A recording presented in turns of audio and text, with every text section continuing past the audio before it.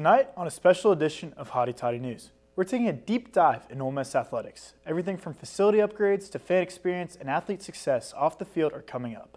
The latest in Rebel sports is right here. Hotty Toddy News starts now.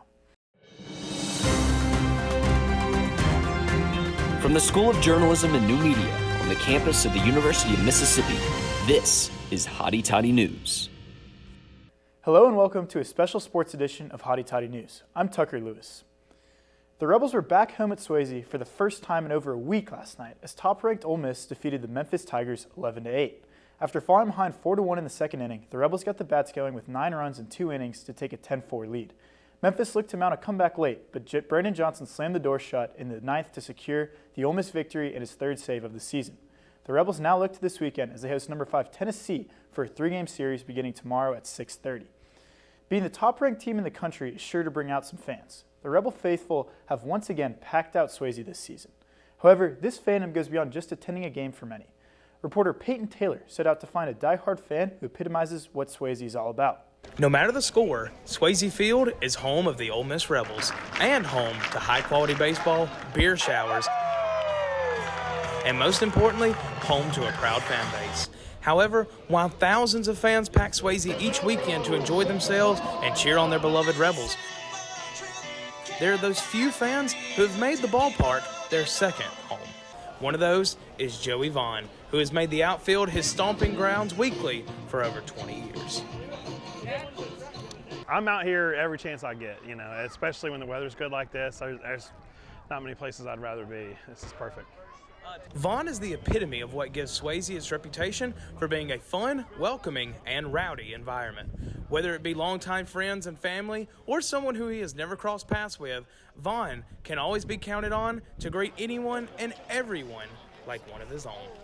Being in left field for over 20 years, Joey says that many of those who were once strangers around him have now become close family. And that family is one that he expects to see out at the ballpark every weekend when the Rebs are in action. You never meet a stranger out here, right? There's always extra food, there's always people. I usually keep a couple extra beers in my cooler for, friends and acquaintances that pop up. And even for those who are strangers like me, they can expect to leave Swayze Field with their stomachs full just about every time they pass by Joey.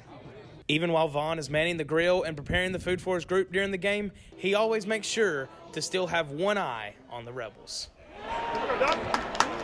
There were always folks out here, but it wasn't quite the same as it is now. It's really grown in the last couple of decades. Oh, we're going to turn 2? Nope. All right. Vaughn in his 2+ decades has seen multiple historic moments at Oxford University Stadium, and he, like every other Rebel, hopes that he will see more joyful moments as the year goes on.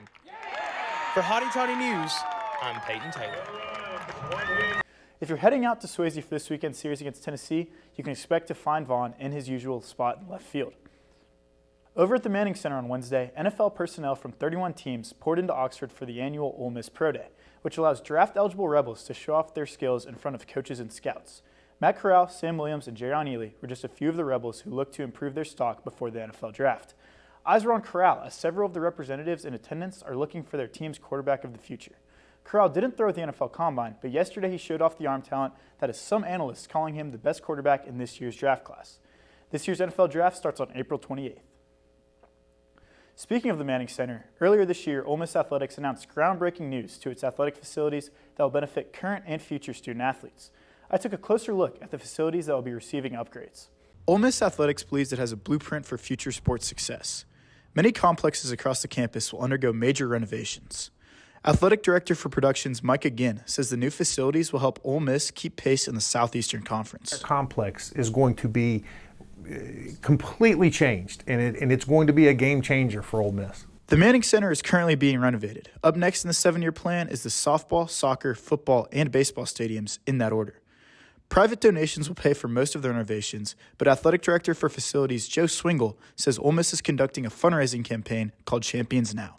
And we want to start competing for championships, whether it's conference championships, national championships, individual, team. The last renovation that Ole Miss Athletics is conducting is a renovation to the Oxford University Baseball Stadium. The school hopes to be done with this renovation in 6 or 7 years. Tucker Lewis, Hotty Toddy News. Many of these upgrades will break ground later this year. The track and field renovation and expansion project is right on track as they broke ground on construction at the beginning of spring semester. The project will affect nearly 25% of the Ole Miss student-athlete population, providing recovery spaces, team lounges, and storage facilities. Reporter Evan A. Garcia got an inside tour of the expansion. The new track and field facility is finally done after a 2-year delay. The team received a $2 million donation from an alum to update outdated facilities. Facelift includes upgrades to the common area, locker rooms, and bathroom. Student athletes say the new locker room is a nod to the team's success. This team brings in a lot of championships, especially this season alone. So I think it's just kind of a nod to what we've been able to do as a program, and I feel like it's a little bit of respect from the athletic department in getting this for us, so we're very thankful for it. And a definite upgrade from what they had before. The new locker rooms are amazing. It's such an awesome space. We feel like we're living in luxury right now, honestly, because we obviously used to always go to Gillum and we would see what the football team had. I love the new facility. I'm very grateful to have it. I think it's so surreal being able to be the first athletes to be inside the new facility, and it being my senior year, having the new facility for 1 year is just so awesome. While track and field student athletes are thankful for the upgraded facilities, they're also appreciative for the newfound space for togetherness. We can also be together as a team now after practices and in the mornings, whereas in the other locker room we really didn't see each other much. We were just in and out. So I really love the camaraderie and the fellowship that we've been able to have in the new locker room. Coach Connie Price-Smith is hopeful that the new facility will help with recruiting. It shows our athletes that, you know, they're an important part of the athletic department. I think that it shows them that, you know, the administration cares and that they want them to have the success and be able to show the success. Although the team has been using their locker rooms, this Saturday will be their first home meet since getting their new facility. The action starts at 1. Ivone Garcia, Hotty Toddy News. Thanks, Evan A. Some track and field athletes are not only benefiting from new lockers and updated storage facilities, but are jumping on the opportunity of new name, image, and likeness sponsorship deals. Hotty Toddy reporter Jason Price has the latest. Student athletes have been diving into dollars since the name, image, and likeness legislation passed in July of 2021. Like outside of practice time, it's like I'm trying to find times to like take pictures and get like posts done and like go around and like talk to different brands. That was part of one of my sponsorships that I had. Javelin thrower for the Ole Miss track and field team, Lauren Hasselton, received her first sponsorship in August.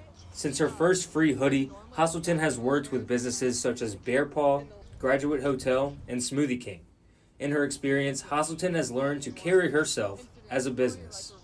You market yourself, like when it comes down to it, like you are a business now with the passing of the NIL. Like, of course, like your heart is on the field or on the court, but also you are a business, and I think it's important that you utilize that. With local sponsorships, student athletes can earn thousands of dollars a month. On the national scale, those same student athletes could run into millions.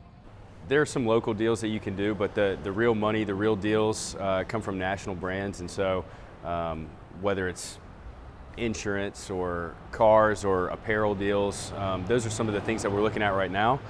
Student athletes like Lauren Hasselton have to gather their own sponsors due to rules set by the NCAA. This is where companies like Rare Sports Management come in and help students get paid. CEO Cameron Malasson says his current focus is on the NFL draft, but new projects with baseball are already underway. Malasson jumped into the market because he believes these NIL deals help businesses as well as the student athletes.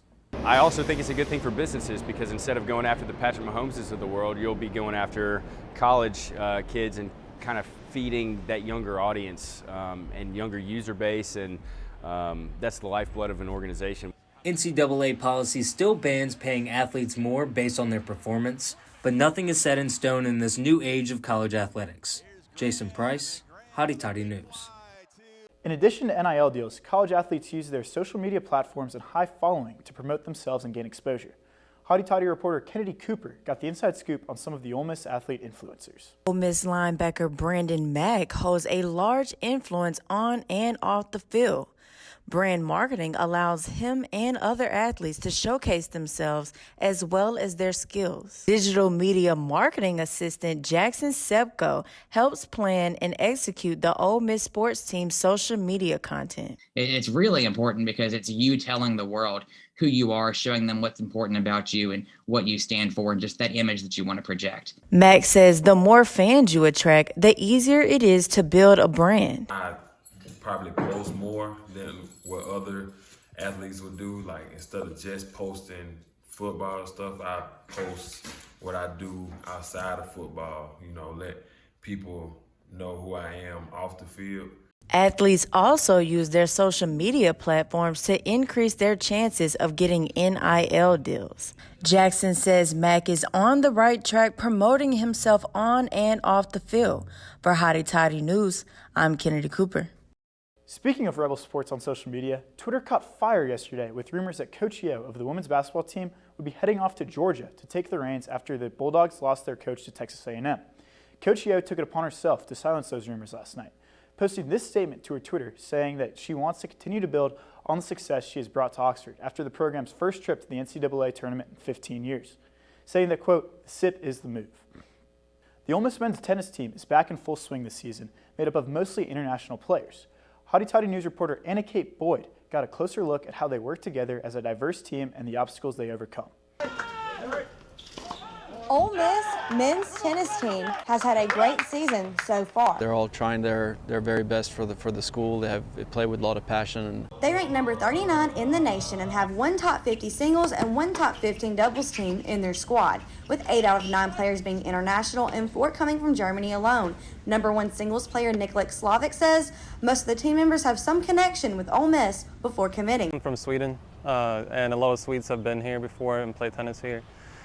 So that's really how I knew about Ole Miss, and then Toby's from Sweden, so he kind of recruited me. Head coach Toby Hansen, who has been with the Rebels for 16 years, says most of the recruits come from bigger junior events worldwide. I have good connections over there in Europe as well, so sometimes I get good feedback from friends of mine and things like that are coaches. Some players, such as German native Simon Young, says it took a while to get used to colleagues from different cultural backgrounds. There is some cultural differences, but I think that we're all open-minded, so we can get over that pretty quickly. And language barriers have also been a matter the team has dealt with, says Young, who has experienced this firsthand. I think I could have adapted a little bit quicker if I didn't have as many Germans around, but it definitely made me feel more comfortable in the beginning. According to Walker Stearns, who is the only American on the tennis team, he does not feel excluded or experience any extra pressure. Instead, he feels the team comes together and builds a strong unity by keeping each other motivated on and off the court.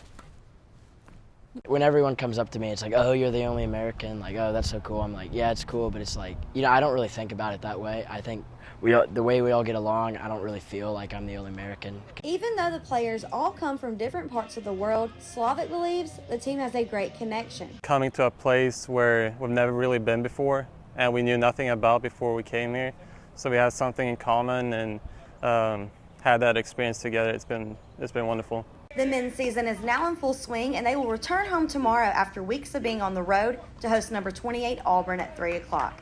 Anna Kate Boyd, Hotty Toddy News. The Rebels will remain serving at home court for the next 3 weekends. That's all for tonight. Thank you for tuning in to our special sports edition. You can find all our shows and the latest in the Oxford Lafayette community on HottyToddy.com. For Hotty Toddy News, I'm Tucker Lewis. We'll see you next week.